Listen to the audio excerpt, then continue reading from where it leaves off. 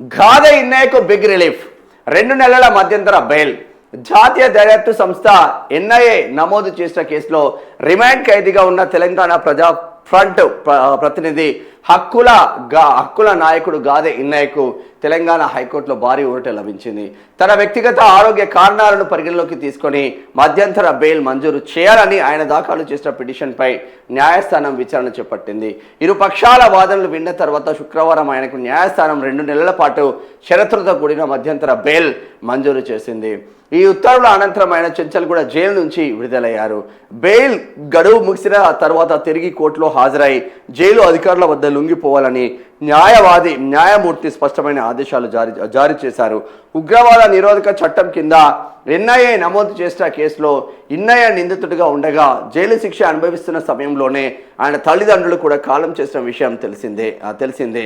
కాగా ఆయన విడుదల సమాచారం తెలియగానే కుటుంబ సభ్యులు న్యాయవాదులు నాంపల్లి కోర్టు వద్దకు చేరుకున్న నేపథ్యం మాత్రం ఉంది అని చెప్పుకోవచ్చు. నిజంగా గాదే ఇన్నయ్యకు బిగ్ రిలీఫ్ అని చెప్పుకోవచ్చు. పౌర హక్కుల కోసం కొట్లాడిండు.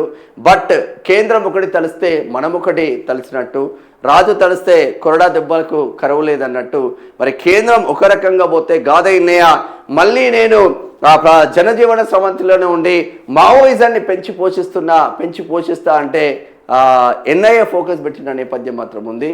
అది చాలా ఇబ్బందికరమైన వాతావరణం.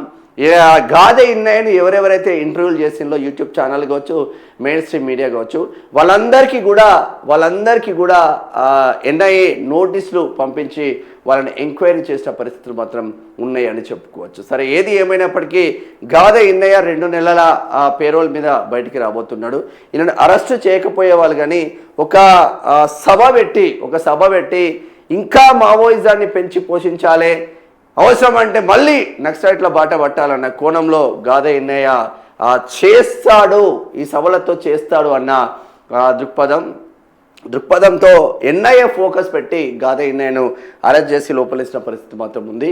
నార్మల్ కేసులు పెడితే ఆ లీడరో ఈ లీడరో ఆ లీడరో ఫోన్లు చేస్తే జర బయటకు వచ్చే ఛాన్స్ ఉంటుంది. కానీ ఒక్కసారి ఎన్ఐఏ ఫోకస్ పెడితే మాత్రం బయటకు వచ్చే ఛాన్స్ మాత్రం లేదు. అది ఎంత పెద్ద లీడర్ అయినా, ఎంత చిన్న లీడర్ అయినా, నేను తోపు నేనే తోపు, యూట్యూబ్లలో నేనే తోపు, మెయిన్ స్ట్రీమ్ మీడియాలో నేనే తోపు, లీడర్లలో నేనే తోపు, జర్నలిస్టులలో అయితే ఎవడైతే విర్రవీగుతాడో వాళ్ళందరికీ కూడా ఇదే వర్తిస్తుంది.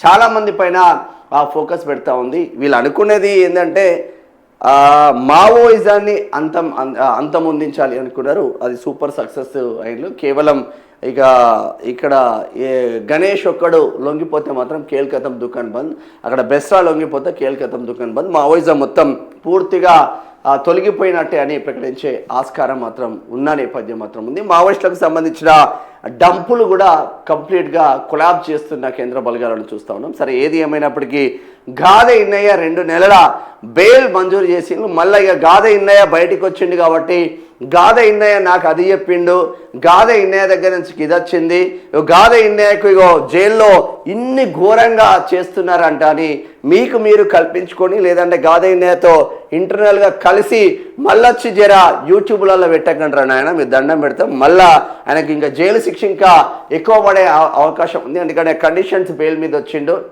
చాలామంది కుతూహలంతో నాకు అది చెప్పిండు, నాకు ఇది చెప్పిండు అని చెప్తా ఉంటారు. నీకు ఆఫ్రికాడు చెప్పినా కూడా పొరపాటున కూడా యూట్యూబ్లలో పెట్టకండి. ఛానల్ ఉంది కదా అని ఏది పడితే అది పెడితే గాదే ఇన్నయ్య ఇప్పుడు లోపలికి పోయా నువ్వు చేయబట్టి, మళ్ళీ జర పెట్టి జావకండి. ఆయనకి ఏంది కుటుంబ సభ్యులు ఏమనుకుంటారు ఏంది అనేది నాకు కూడా పూర్తి సమాచారం ఉంది. కానీ జర ఆయన బతకనియండి. అరే అలా బీర్లాలే అది జన్మదిన శుభాకాంక్షలు.